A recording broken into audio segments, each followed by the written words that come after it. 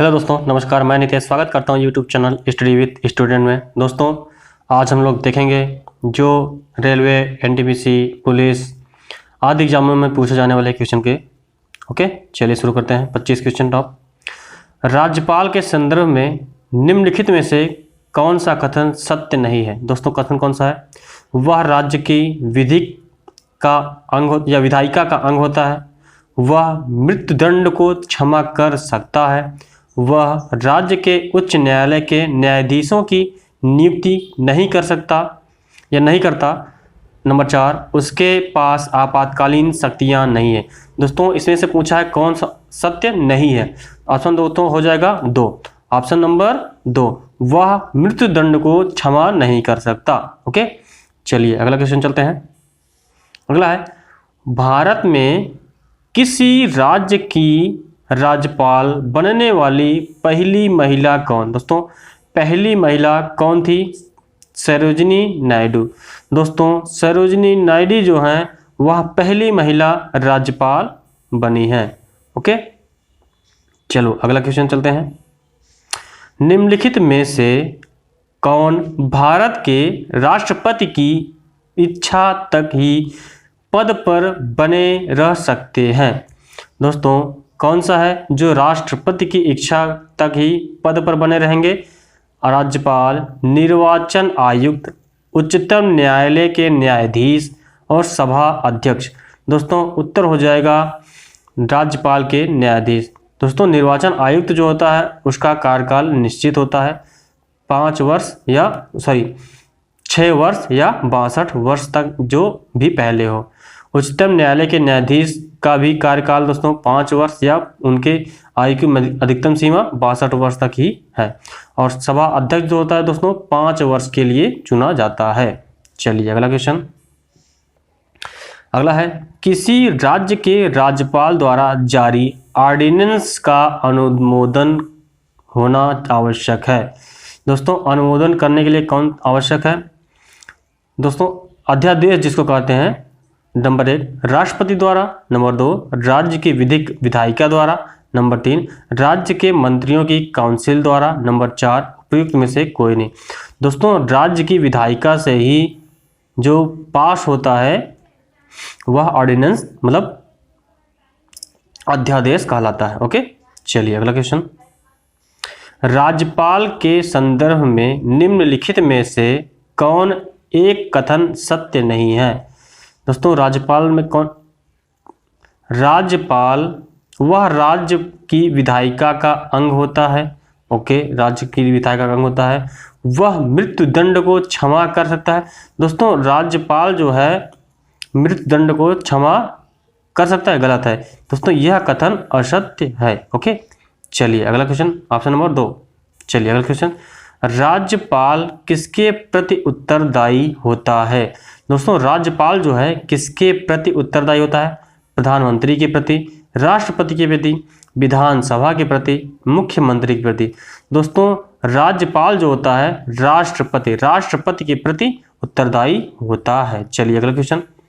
अगला है, भारतीय संविधान के अनुच्छेदों में से किसी एक के अधीन राज्यपाल राष्ट्रपति के विचार के लिए किसी विधेयक को आरक्षित रख सकता है? दोस्तों, अनुच्छेद 169, अनुच्छेद 200, अनुच्छेद 201 और अनुच्छेद 202। दोस्तों, आरक्षित कर रखने के लिए राष्ट्रपति के विचार के लिए आरक्षित रखने के लिए दोस्तों अनुच्छेद 202 के द्वारा कोई भी कानून आरक्षित रख सकता है, विधेयक। ओके, चलिए अगला क्वेश्चन। मुख्यमंत्री से संबंधित दोस्तों, मुख्यमंत्री से संबंधित निम्नलिखित कथनों में से कौन सा एक सही नहीं है? दोस्तों, कौन सही नहीं है? वह साधारणतः राज्यपाल द्वारा चयनित होता है। मुख्यमंत्री जो होता है राज्यपाल के द्वारा चयनित होता है, ऐसा कुछ नहीं। वह राज्यपाल द्वारा औपचारिक नियुक्ति पाता है। वह विधानसभा में बहुमत दल के सदस्यों द्वारा चुना जाता है। ओके, उसका पद पर बना रहना बहुत से कारकों पर निर्भर नहीं करता है। ओके दोस्तों, कौन सा सत्य नहीं है दोस्तों? नंबर 1, ऑप्शन नंबर 1 जो है, ऑप्शन नंबर 1 दोस्तों जो सही है, सही नहीं है दोस्तों। राज्यपाल के द्वारा मुख्यमंत्री का चयन नहीं किया जाता है। ओके, वह उसकी नियुक्ति या पद पर शपथ दिलाता है। ओके, चलिए अगला क्वेश्चन।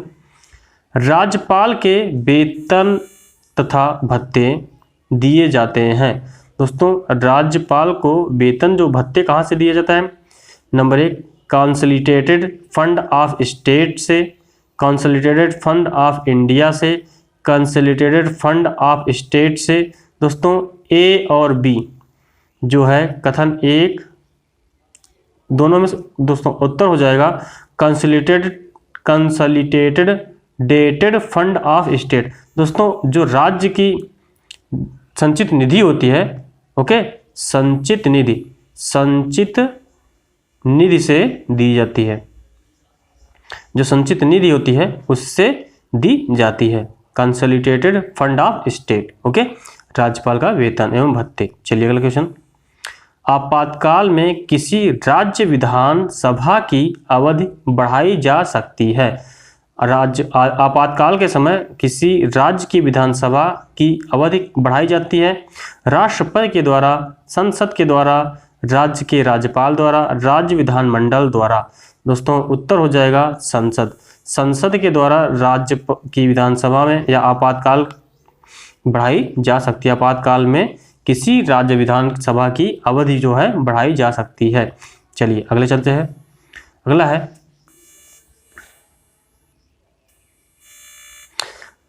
राज्यों में विधान परिषद के सृजन या समापन संविधान के किस अनुच्छेद में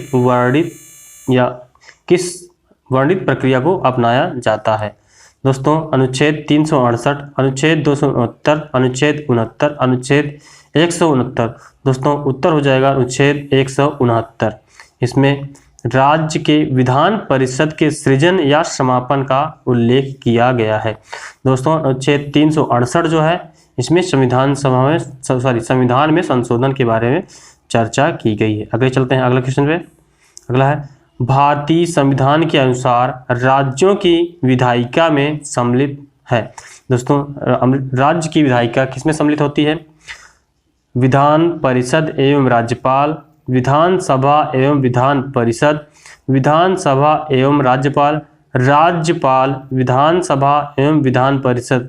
जहां इसका अस्तित्व है वहां पे उसको विधायिका कहते हैं। Okay, option number 4। चलिए अगला क्वेश्चन। राज्य सरकार का कार्यकारी अध्यक्ष या संवैधानिक प्रमुख कौन होता है? राज्य का कार्यकारी अध्यक्ष या संवैधानिक प्रमुख मुख्यमंत्री, राज्यपाल, मुख्यमंत्री का सचिव, मुख्यमंत्री। दोस्तों उत्तर हो जाएगा राज्यपाल। राज्यपाल जो होता है राज्य सरकार का कार्यकारी अधिकारी या कार्यकारी अध्यक्ष या संवैधानिक प्रमुख होता है। चलिए अगला क्वेश्चन है आपातकाल में किसी राज्य विधानसभा की अवधि बढ़ाई जा सकती है। दोस्तों राज्य में जो विधानसभा है उसकी आपातकाल किसके द्वारा बढ़ाई जा सकती है? संसद के द्वारा। अभी दोस्तों पिछला क्वेश्चन ही डिस्कस कर चुके हैं। चलिए अगला क्वेश्चन। राजस्थान के राज्यपाल जिन्हें बर्खास्त किया गया था। दोस्तों नंबर 1 संपूर्णानंद थे, नंबर 2 सुखदेव प्रसाद थे, नंबर 4 रकुल प्रीत थे, नंबर 4 बलीराम भगत। दोस्तों उत्तर हो जाएगा रघुकुल तिलक। जो रघुकुल तिलक थे दोस्तों उन्हें राजस्थान के राज्यपाल के पद से बर्खास्त किया गया था। चलिए अगला क्वेश्चन। राज्यों के वित्तीय लेखों पर नियंत्रण रखता है। दोस्तों राज्यों के वित्तीय लेखों पर नियंत्रण रखता है कौन?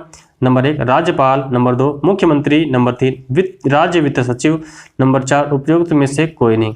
दोस्तों राज्यों के वित्तीय लेखा का नियंत्रण कौन करता है?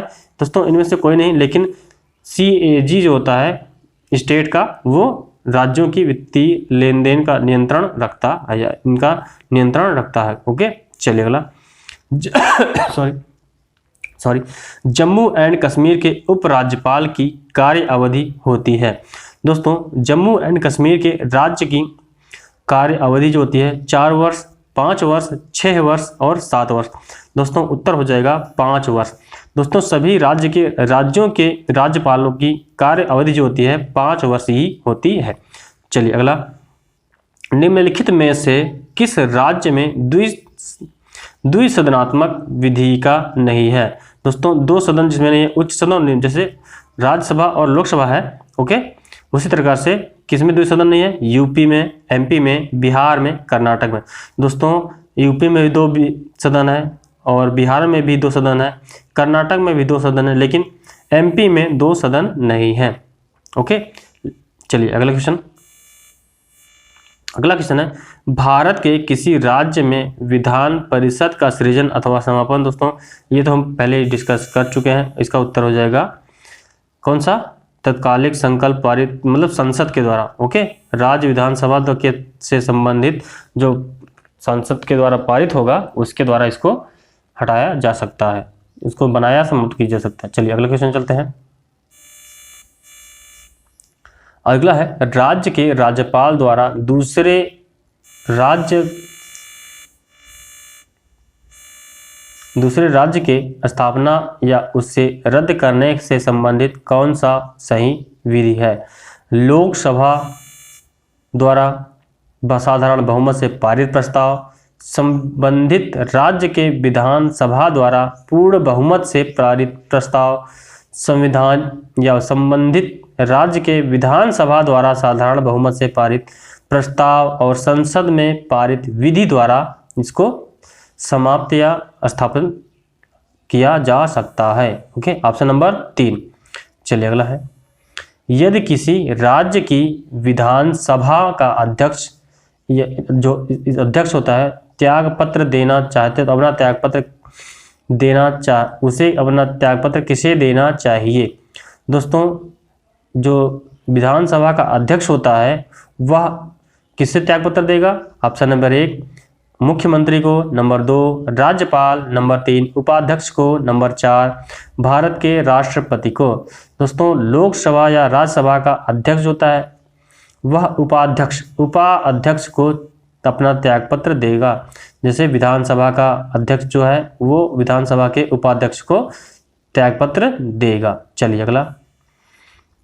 अगला है, निम्नलिखित में से किसके लिए संविधान के अनुच्छेद 371 के अंतर्गत विशेष प्रावधान किए गए हैं? दोस्तों number 1 Jammu and Kashmir, number 2 Nagaland, number 4 Maharashtra तथा गुजरात, नंबर 3 महाराष्ट्र तथा गुजरात, नंबर 4 आंध्र प्रदेश। दोस्तों अनुच्छेद 371 का प्रावधान महाराष्ट्र तथा गुजरात में किया गया है। Okay, option number 3।